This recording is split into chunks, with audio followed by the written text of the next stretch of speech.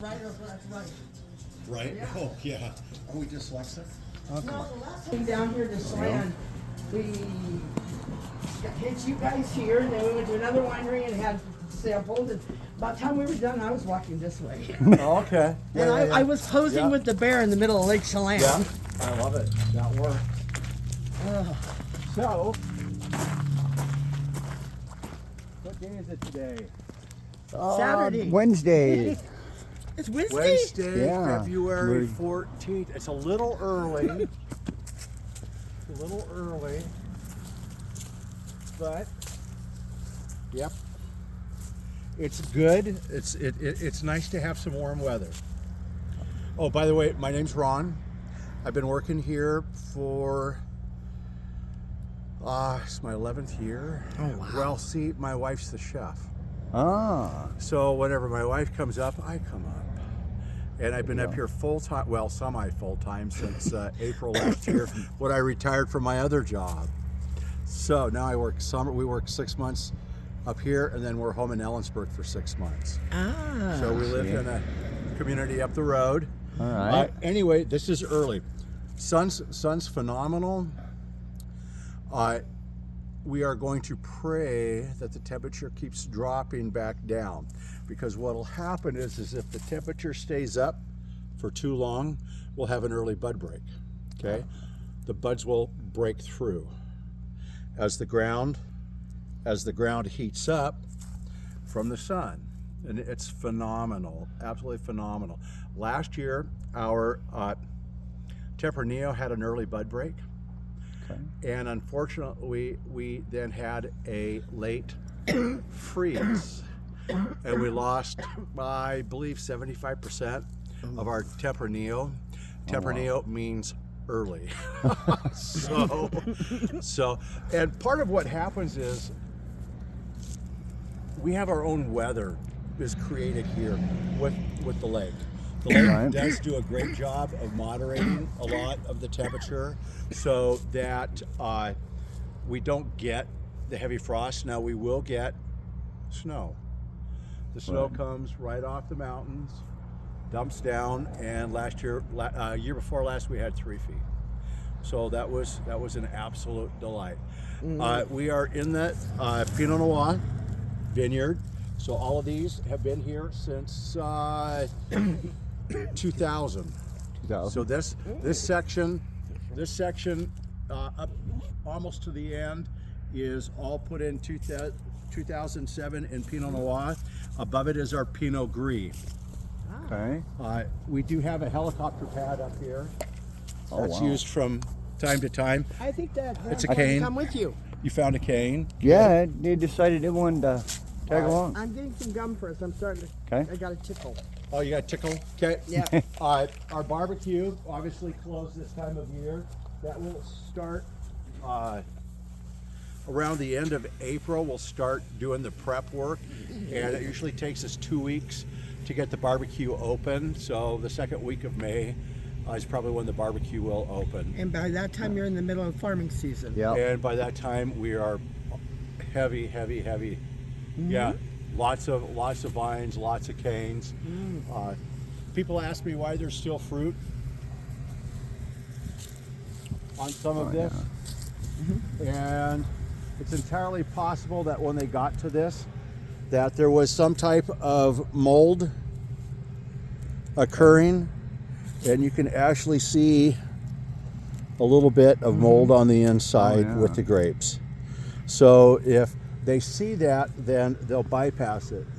I'm not sure if that's something they're going to worry about, or if they're going to come back through and clip that off, or if that's just naturally occurring. So we always have a few grapes, and we like to come out here, and we'll actually, when the grandkids are in town in the fall after they've harvested, they'll come out here and they'll sit there and pick and eat grapes. Oh, of course. Because they're sweet. Oh, yeah. Everything's sweet.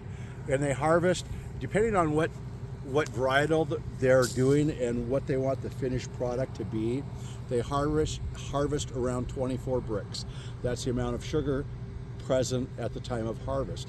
Now they'll take samples from throughout the vineyard multiple different places. They'll put it all together into a crock, and they'll break it up, and then they'll check the bricks through a little tool, The little tool. refractometer. Okay, I believe is what it's called. Those grapes that we had growing in front of our trailer in Yeah. Royal City was, I think they were wine grapes. Okay. Yeah. But when Oh, we yeah. moved from Royal City, the people that moved in, they ripped them all out, and I'm like, I can't find any to replace them. Oh man, that's You too tore up my bad. wine. My kids would wait for the bus, and they'd steal grapes while they're waiting for the bus. Yep. Okay. Love it. So we have Pinot Noir here, and on top of the Pinot Noir, above the Pinot Noir, we have Pinot Gris. Now this is all made into a blush wine. Flush wine. Okay. And the reason they do that is if you look from here up the hill, it's nothing but apples. Oh yeah. Apples are very heavily watered. So that water literally comes down the hill, under the surface, and it does a really good job of keeping all of our fruit very well watered. Unfortunately, those aren't the best conditions if you want to produce a really good quality red wine. Too much water, not enough flavor. And there's not much you can do with it except crush it. And they will crush this. They'll leave it with the skins for a few days until it gets some color. Then they'll remove the skins. They'll put it through the press, and they'll go back, and then they'll have the finished product. The juice will go back into the vat where it goes through its fermentation process, or completes the fermentation process. And what we get is a very, very nice colored, very, very pretty blush wine that always sells out relatively quickly. But every year this is blush. The Pinot Gris is used for blending because it's a white wine. And this over here is Syrah. We use that as a mixer with the Riesling, the Syrah, and it makes a white wine, Pinot Gris, and Sauvignon Blanc.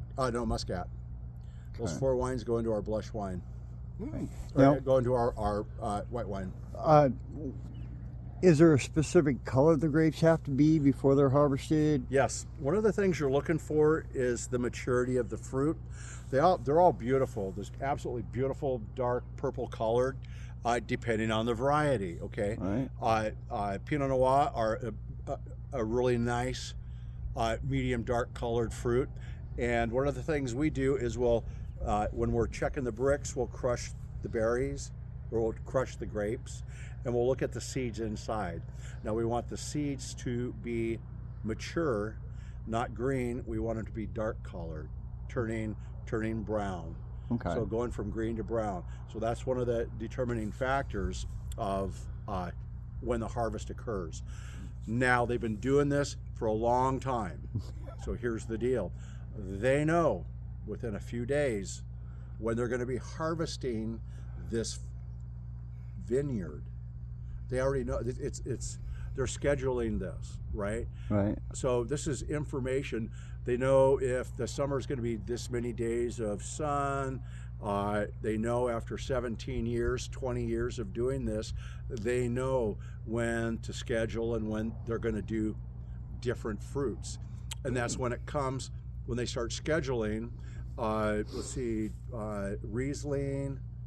I know the Tempranillo is usually harvested early. It's an early one. Sauvignon Blanc, Pinot Gris, and Chardonnay have a tendency to be harvested on the early side, end of August into September. And then the reds start coming on because they take more time to develop that really full-bodied, fruity flavor that they get. And with mature fruit, mature grapes, they've got to have the color, they've got to have the bricks up high enough. So we start with bricks. The sugar content, approximately 24 and a half bricks on the measurement. And then it's crushed and it goes into the vat. And then they add their yeasts. And then what they're watching is the yeast consume the sugar. So the sugar content is coming down, the yeast is disappearing, it gets to a certain level, and then the alcohol content starts coming up. Okay? Right. So they want that sugar relatively gone. And for Cabernet, for your red wine grapes, they want that sugar relatively gone, but they don't want the alcohol to go too high, because it makes a hot wine, and then we start losing a lot of the flavor and a lot of the quality and a lot of the specifics about the wine if it's too hot. It could be 13.8% alcohol. I've seen them as high as 14.2, but I don't normally see them any higher than 14.2% alcohol by volume. So Nice. some of the intricacies about what we're doing with the grapes and where they're going. So we start late August, 1st of September, start harvesting. This crush pad over here, this is a great angle. We could actually start walking towards it. So the fruit comes in on tote bins.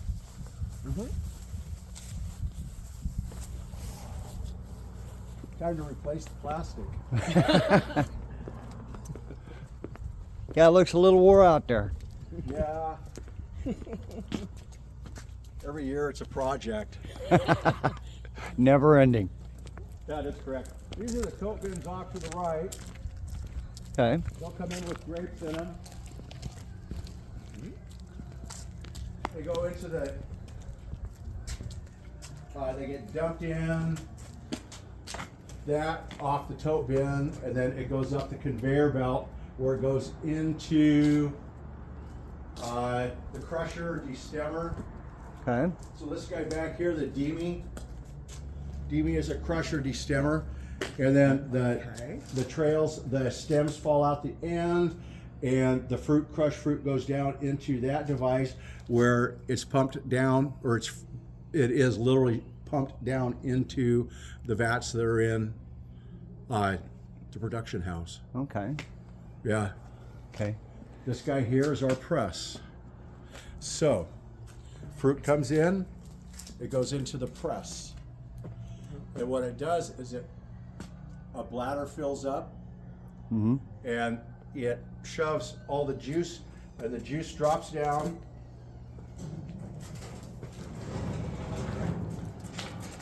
into that guy there. Okay. And the juice fills up here, and then they hook it up to there, and then it free runs down into the barrels or into the tanks In the tank. where it's being processed. Nice. And this is all a natural process. There's no additives or preservative or anything Wine, like that. wine is very, very pure. We try to be very, very careful with contamination of any sources. So, you're careful with equipment. They'll even, before they start dumping the fruit into the machines, they'll hose any dirt and debris off of the tote bins to make sure everything is clean and the area is clean. As the fruit goes up the conveyor belt here, you've got people standing on the sides, one or two, and they're pulling the bad fruit off. Hopefully most of the time 90% of the bad fruit is gone because they leave it. It's not worth picking it if it's bad. Right. Okay? They're getting paid by the hour, they're not getting paid by the tote bin, they're not getting paid by the ton. So we want them to do a very competent job of picking fruit and bringing it in and knowing that, yes, we have good fruit, it's going up the system, it's going through everything, and the juice coming out is pure.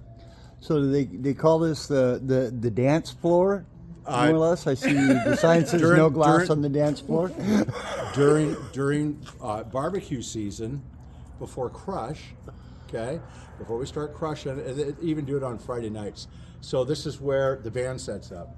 They move the equipment out of the way, and the band will set up here. We've got the poles set up here, so we can put sails over this area, and this is the dance floor. So yes, we have live music every Friday night throughout the summer season. It's been the Lake Boys come out and do music. And what do they play, like jazz, rhythm and blues, or country, or? We're all about the same age. I'm thinking, 60s, somewhere around there. 60s. Rock and roll. Rock and roll. Yeah, Right on. 60s He's and the only 70s. baby. He's 56. Oh, there you go. He's a baby. Yeah, I'm still born. I'm still a Gen Xer. Thank God for that. That's awesome. I love it. And, they're so conscientious about keeping the equipment clean after they sanitize it, that these are the hoses, the giant hoses that they use to pump it. And you can see they put rubber gloves on the end. I see that. To keep Nice. to keep wasp, bugs, debris out of it. Nice. Keep Yeah. crap Nice. from going. Very birds, nice. Birds go up there and start making nests. I don't know. Oh yeah, I have birds nesting in my balers all the time. There you go. That you do. There's a This tote there. one. This is the fun place. Oh my goodness. Yeah. Good. Ah, Oh, this There is you the go, work hon. place. This is the workplace. We can almost see our glasses will take a while. there's my lovely wife. So what we have, our barrel house, 2021 Syrah, Okay. Equus. Oh, Syrah port. Okay. Wow. This is the Hill Vineyard, 23 Chardonnay Hill Vineyard, and it's telling us the information, all the information, so we can go through and we can see our different barrels. So all of these barrels here are Chardonnay, Chardonnay, Syrah, EV, Nice. Lambert Vineyard, 2019 Syrah from 2019. That's been in there. Oh no, it says date in 2020. Mm-hmm. But it says it has a 19 on it, which leads me to believe it started out in 2019. I see. So French oak, medium plus, toasted. We use American oak. You can see the different tags on the barrels. Right. I see the French, the American. I'm assuming that's the wood of the barrel. That is the wood of the barrel. There's the wood of the Yeah. barrel. Okay. We use French medium plus and we use American medium plus. Nice. I'm not seeing anything besides that. And Malbec from the Bowie Vineyard. Now we do buy some grapes. 65% of all of the wine we have here in the vineyard is our grapes from our vineyards in the area. We do outsource some fruit. Bowie Vineyard is in the Columbia Valley. Bob Bowie is his name. He's down by Benton City, east of the Benton City, north of Red Mountain, Okay. ABA. I know where that's at. Okay. Merlot, Williams Merlot. This is up the hill here, just a little bit Right. to the west. Williams, Ben and April are two of the owners. April is a Clute, so she's part of the original family, Steve and Bobby Clute, that started the winery. I see. Okay. Yep. Nice. What else we have? So, how long's the winery actually been in existence? Since 1999, 2000. 99, The first 2000. couple of years they bought fruit and started producing wines, and that's one of the best methods. So you have your vines. The first year is growth. Second year is more growth, and you're not going to use the fruit. Third year is usually the first year that you're harvesting fruit, but you're not getting a whole lot of fruit. You're not getting some particularly intense fruit, but you're still getting fruit off of your canes, okay, off of your vines. So usually the first 3 years, and then it could be 1, 2, or 3 years after that before you actually have a product that you're bottling and selling to the public under your name. I see. So I'm not going to say, I believe it was 2002 is when they started selling their own fruit or their own wine But to the public. But the foundation started in 99 to 2000, right there. So when they bought the facility, looking pretty close to 25 years of beginning foundation then. yep, exactly. Yeah, very nice. Yep, getting really, oh gee, isn't that Nice. amazing? So, and this also happens to be where we have our parties. We have the wine club party, which was last Saturday, Saturday night, and then they had Which was my birthday. music. Happy birthday. Yeah, we had music for that, and a lot of people show up. Those are always fun. And of course, these weekends, last weekend and this coming weekend, is red wine and chocolate. So the chef always does chocolate plates on Saturday and Sunday this weekend. She'll be doing chocolate plates that people can come in and have a plate of dried fruits, cheeses, meats, crackers with their wine, and they can taste different wines because there's always different wine that goes with different food. But that's Right. Yeah, wine and I found I enjoy wine myself. I over the years drank some, and I've always found that certain cheeses go best with certain wines Oh, yeah. and stuff. And, Yeah. and blue cheese, whenever blue friends cheese, Cabernet Sauvignon, whenever friends ask me, hey, what goes good with wine? I tell them cheese. cheese, and then we can start getting into wines. Your Merlots, your red blends, your Merlot, Cab Franc wines are wines that go really well with filet mignon, cuts of meats that are have no fat, very, very little fat. Whereas your fatty, your what's it called, New York strip steak, okay, a fattier cut is going to go really well with Cabernet Sauvignon. Okay. Nice, nice. So tonight for dinner we're having steak and crab with a béarnaise sauce. We're making I'm going to make a homemade béarnaise sauce to go with the crab. Oh, that sounds delicious. She lets me help in the kitchen from time to time. We'll come to your house. Yeah, that's it. Love it. What else do we have here? Salada Syrah, Colonel Dago, Tempranillo. That says do not use. My guess is it is a blend. In other words, they had a bunch of partial barrels and they just put it together in a barrel. The blue tape on the top breaks down exactly what's in the barrel. So when if they need juice to add To something. that then they have it. I So see. If it was bad, it would be gone. Ah. More Merlot.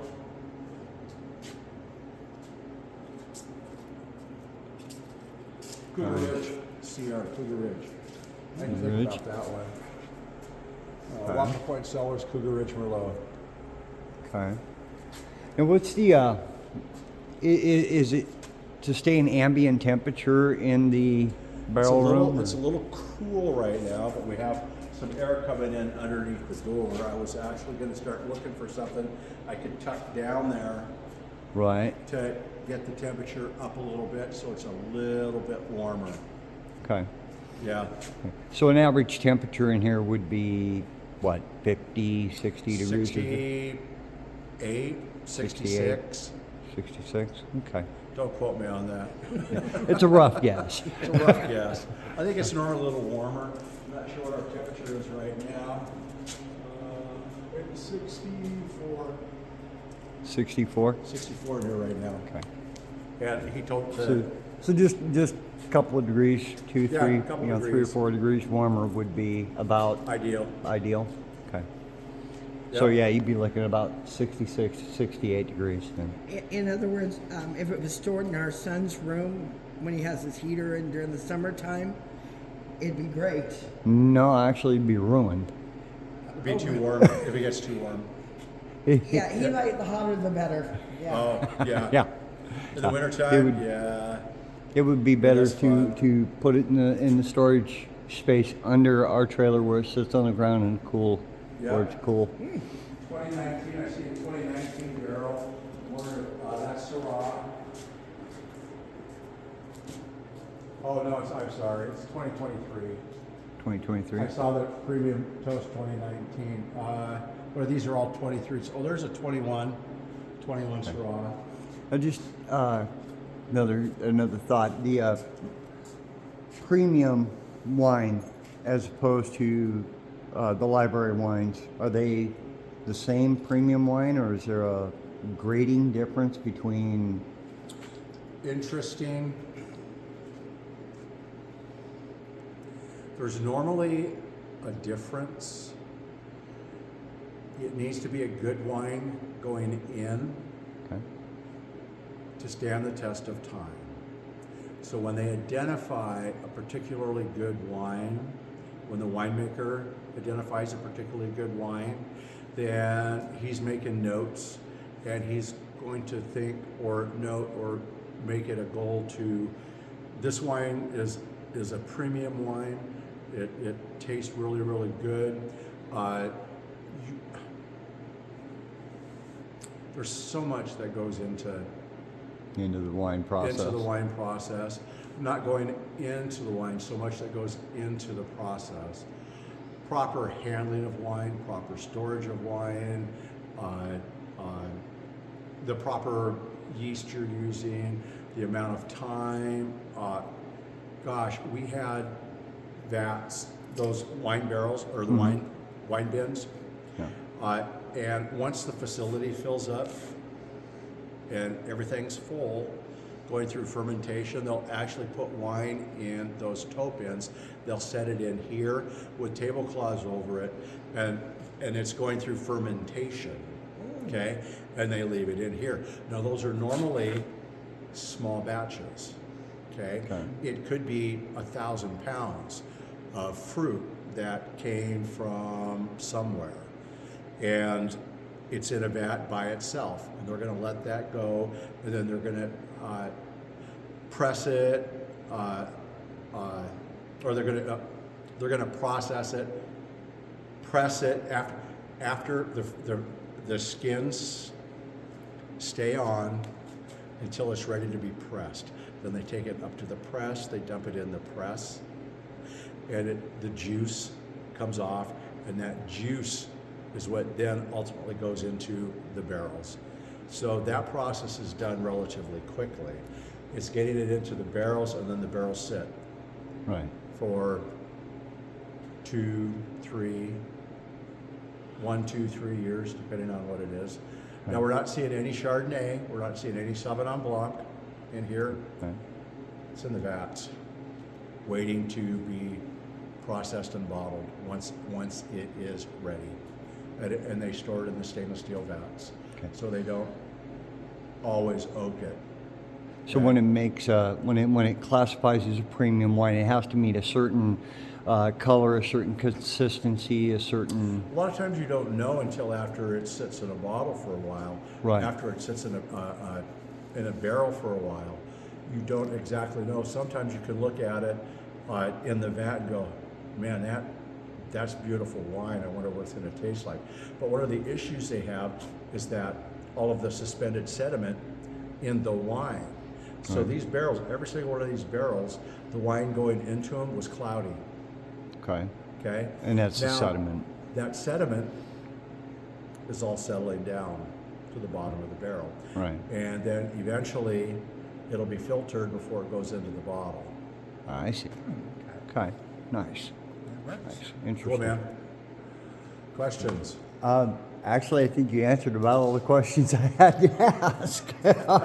Cool. He's the one that actually introduced me to wine. Wine. Yeah.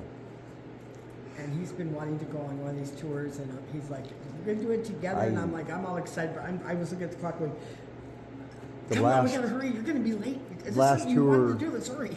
Last tour I went on was about 1991 down in California. Okay. And I enjoyed it immensely. Hadn't been on one since. And this is kind of one of the things I enjoy that I wanted to share with her. Yeah. Yeah. Yeah, this is great. We're done. All right. Yeah, it's too bad, honey. Next time we need to go to like Italy and that, so you can get in the grapes and stomp them. Oh, first after you. No, I don't think so. All right, folks. We'll do that here. Uh-huh. We have a Falling Cow Festival, and we do a grape stomp with the Falling Cow Festival, where you can actually Yeah. it's Get in, competition with somebody else, and you can sit there and stomp grapes. Oh yeah, Sounds like a kick. fun. So all grape juice is clear. Right. No matter whether it's red wine or white wine, all grape juice is clear. It's the amount of time the skins are in contact with the juice that gives it its color. Nice. Now there's trade-offs. You don't want it to go too long, getting too much, not necessarily color, but the other chemicals that are released with the amount of time the skins are in contact. Tannins, which are naturally occurring in wine, and I don't know what else. So, Okay. Well, thank you very much. You're welcome.